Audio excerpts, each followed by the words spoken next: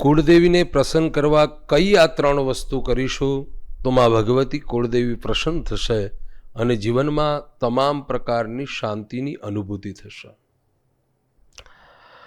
પ્રિય ભક્તજનો, આપ બધા જ કુળદેવીને પ્રસન્ન કરવા માટેની આ કઈ ત્રણ વસ્તુ છે. કેટલા જણને તો કુળદેવીનો પણ ખ્યાલ નથી, એવા લોકો પણ આ કરી શકે છે.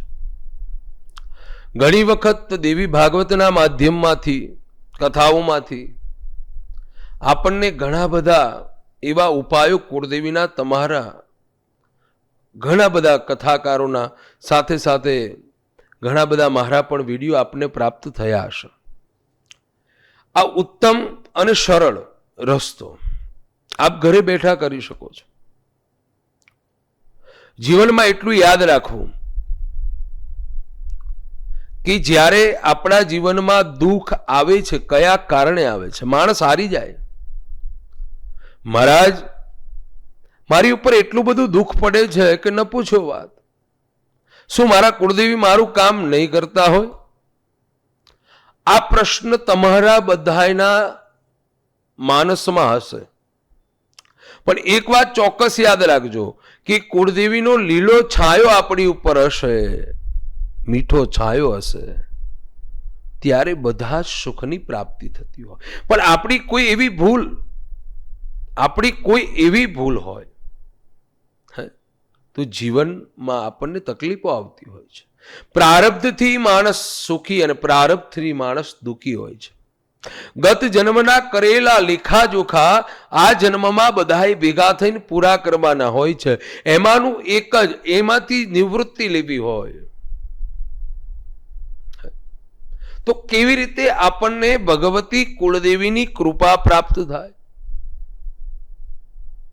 કેવી રીતે માં જગદંબાની અમિદ્રષ્ટિ પ્રાપ્ત થાય? જો આપણા જીવનમાં પિતૃ અને કુળદેવીની કૃપા હોય ને તો આપણી બધી શાંતિ અને શાંતિ અનુભૂતિ હોય.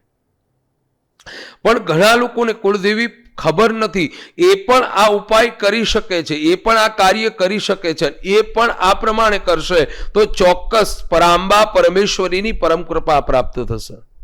ભગવતીના નામ અનેક છે, જેવા જેવા માએ કાર્ય કર્યા એવા માતાજીના નામ પડ્યા છે. અને દેવી ભાગવતમાં લખ્યું છે કે જ્યારે દેવોને પણ જરૂર પડી ત્યારે પરાંબા પરમેશ્વરીને આરાધ્યા અને ત્યારે જગદંબાએ જેવા જેવા કાર્ય કરવા માટે એવા રૂપને ધારણ કર્યા છે. તો એવી માં જગદંબા, એ આદ્યશક્તિ, એ ત્રિપુરા સુંદરી, એ ભવાની માં ખોડિયારને માનતા હોય, માં ઉમાને માનતા હોય, માં ચામુંડાને માનતા હોય, તો જે દેવી ભગવતી માં મોગલને માનતા હોય, જે પણ ભગવાનને માતાજીને માનતા હોય, એ લોકોએ ખાસ કરી અને આ પ્રમાણે કરવું જોઈએ. તો તમારા દુઃખમાંથી તમને નિવૃત્તિ મળશે. અને હું તો એમ કહું છું કે કોઈ પણ ભગવતીની પરમ કૃપા ક્યારે પ્રાપ્ત થાય કે નામ જપ જીવનમાં વધે. આપણે કંઈ આપવું નથી અને આપણે લાખો રૂપિયા, કરોડો રૂપિયા, શાંતિ, સુખ બધું જ માંગીએ છીએ. પણ એ પહેલા તમારે પોતાના અમુક નિયમોને બનાવવા પડશે. કયો એવો નિયમ આપણને આપણા સુખમાંથી દૂર કરે છે? પહેલો તો એક એ નિયમ છે કે જ્યારે તમે કોકની ઈર્ષા કરો, જ્યારે તમે કોકને ઈર્ષા ભાવથી જોવાની શરૂઆત કરો, ત્યારે સમજી લેજો તમારા જીવનમાં દુઃખનો પહેલો પડાવ શરૂઆત થઈ ગઈ. તમારે સમભાવથી જોવાના છે બધાયને. તો ભગવતીની કૃપા પ્રાપ્ત કેવી રીતે થાય? જો જેને જેને ભગવતી ચંડમુંડને હણ્યા, એમના ઉદ્ધાર કર્યા છે માતાજીએ. કોઈને માર્યા નથી, ભગવાને કોઈને માર્યા નથી, બધાયના ઉદ્ધાર કર્યા છે. તો એવામાં ભગવતીના સકલ સૃષ્ટિમાં વ્યાપક એવી પરાંબા પરમેશ્વરી અને જગદંબા અત્યારે પણ હાજરા હાજુર છે વાલા. અત્યારે પણ લોકોના કામ કરે છે.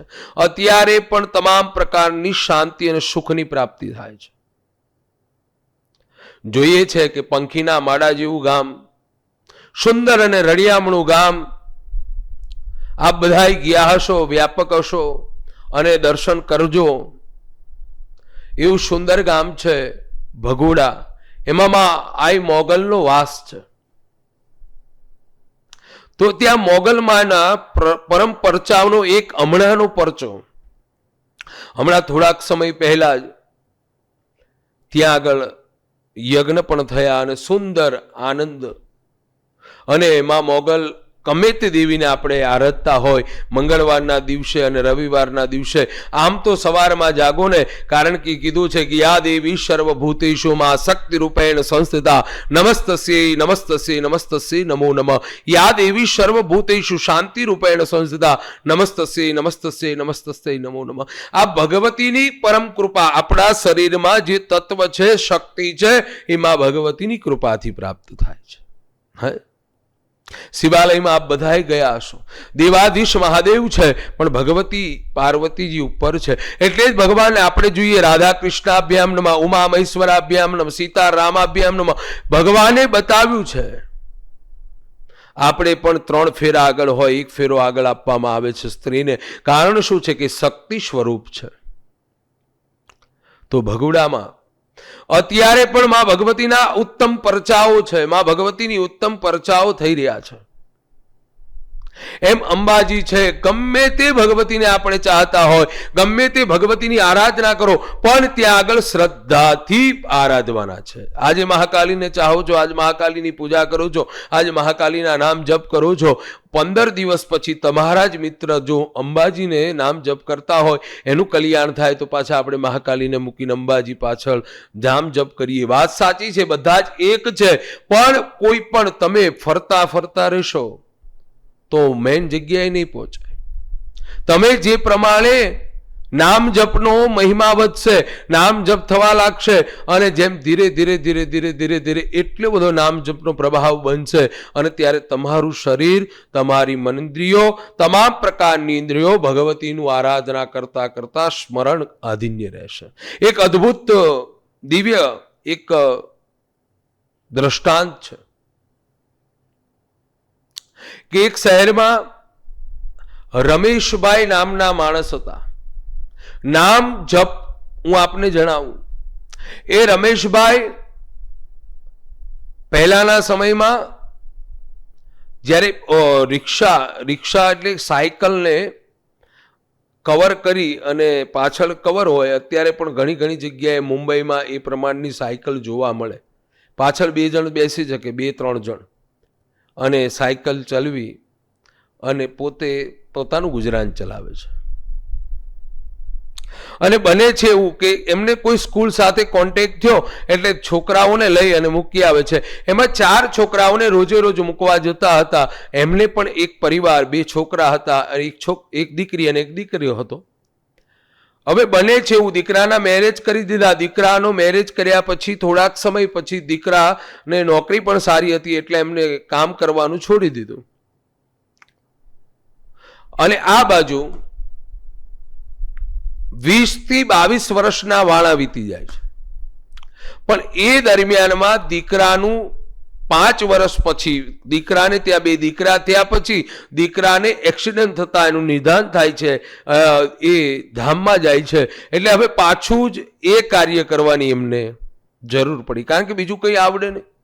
પહેલેથી જ આ કામ કરતા હતા, એટલે પાછી એમને રિક્ષા ચલાવવાની શરૂઆત કરી.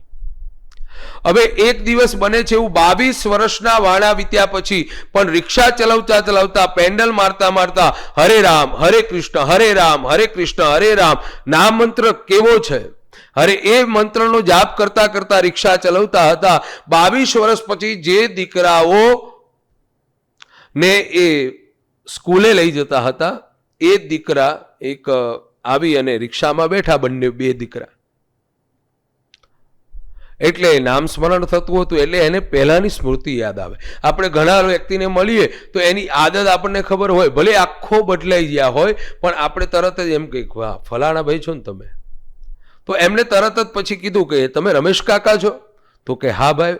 તમે મને કેવી રીતે ઓળખ્યો? તો કે મને ના ઓળખ્યો, હું આપની સાથે અહીંયાથી તમે મને સ્કૂલે મૂકવા આવતા હતા, અને તમે સ્કૂલ માં ફેરી કરતા હતા અને અમે અહીંયાથી બેસી સ્કૂલે છોડતા હતા, સ્કૂલેથી અમને અહીંયા છોડતા. આટલી ઉંમરથી આટલી બધી તકલીફ, આટલી ઉંમર થઈ છતાં પણ હવે રિક્ષા ચલાવો છો? તો કહે ભાઈ, એને આખી ઘટના જણાવી કે મારે આમ બન્યું એટલા માટે હવે મારે રિક્ષા ચલાવવી પડે છે.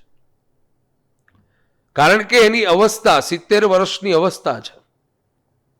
એમને ફરવા બહાર જવાનું હતું એટલે બે મિત્ર ઘરે વાટ જોતા હતા. એ મિત્રની પાસે પહોંચ્યા. ચારેય મિત્ર જે રિક્ષામાં બેસીને જતા હતા એ 4 મિત્ર 20 વર્ષ બાદ ભેગા મળી અને બહાર ફરવા જવાના હતા. એટલે એ મિત્રે કીધું ભાઈ આપણે ફરવા જવાનું રહેવા દઈએ. એક વાત સાંભળ મારી, તું રમેશ કાકાને ઓળખે છે? તો કે હા, બધી વાત કરી. એને કીધું કે એમને આ રીતની તકલીફ છે અને આ રિક્ષા ચલાવશે, એમનું ગુજરાન માટે આપણે પૈસા આપીશું તો એ લેશે નહીં, પણ આપણે એમને ઓટો રિક્ષા લઈ આપીએ તો એ રિક્ષામાં એમને શ્રમ નહીં પડે. એટલે એ લોકોએ બહાર ફરવાનું છોડી અને ઓટો રિક્ષાએ રમેશ કાકાને ગિફ્ટમાં આપી અને એ નામ મંત્રનો મહિમા ત્યાં બતાવ્યો છે. એમ દેવીની આરાધના કરો, ભગવાનની આરાધના કરો, કોઈ પણને ચાહો, ભગવાન ને ચાહો, ભગવાન સે કુછ ન ચાહો વાલા. એમ દેવીને આપણે ભગવતીને આરાધના કરતા કરતા એક દિવસે નામ જપ તમારા મનમાં આવી જાય અને તમે કદાચ રાત્રે સૂતા હોય ને તોય ભગવતીની આરાધના શરૂઆત થઈ જાય અને એક દિવસે એવા ડુંગરા જેવો ફળ તમને જીવનમાં પ્રાપ્ત થશે. તો વાલા ભક્તો, દર રવિવાર મંગળવારના દિવસે આ 3 કામ અવશ્ય કરજો. સવારમાં દર રવિવાર અને મંગળવારના દિવસે કોઈ 9 વર્ષ સુધીની કુંવારી કન્યાને યથાશક્તિ ફળનું દાન કરો. ત્યાર પછી તમારા તમામ પ્રકારની સુખની પ્રાપ્તિ થશે.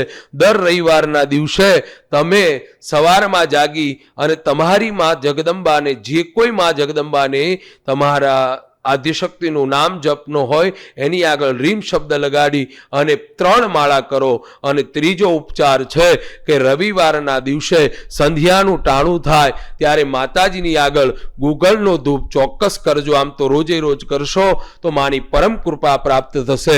તમારા કુળદેવીનો જો તમને ખ્યાલ ન હોય તો પરાંબા, પરમેશ્વરી, આદ્યશક્તિ, ભવાની બધા એક સ્વરૂપ છે. તો એને માં ભગવતીના જાપ કરતા રહેજો. માની પરમ કૃપા પ્રાપ્ત થશે. વિશેષ માહિતી માટે નીચે આવેલા નંબર ઉપર આપ કોન્ટેક્ટ કરી શકો છો. કદાચ હું કથામાં હોય, ફોન રિસીવ ન થાય તો તમે મેસેજ કરી અને પણ જાણ કરી શકો છો.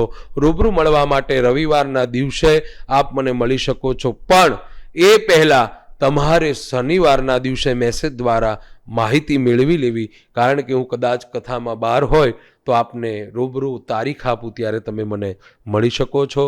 તો સૌને રાધે રાધે,